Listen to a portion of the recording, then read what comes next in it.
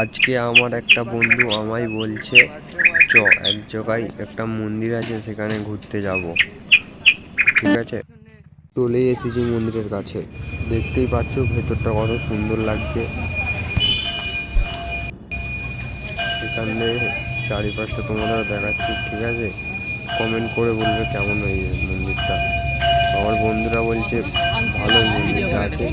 এখানটায় ঘুরতে এলাম, খুবই ভালো লাগছে।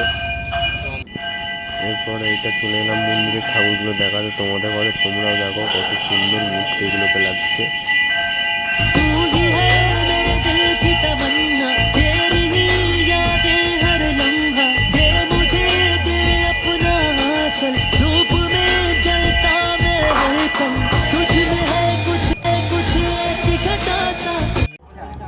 কাকার আমার রাহুল পেছনে বলছে চ জিম করবো। আমি বলছি না, আমার দ্বারাই জিম হবে না। আমি ওকে বলছি তুই কর ভাই, তোর গার্লফ্রেন্ড তোকে ছেড়ে গেছে, জিম কর, তোকে আবার ফিরে আসবে তোর কাছে।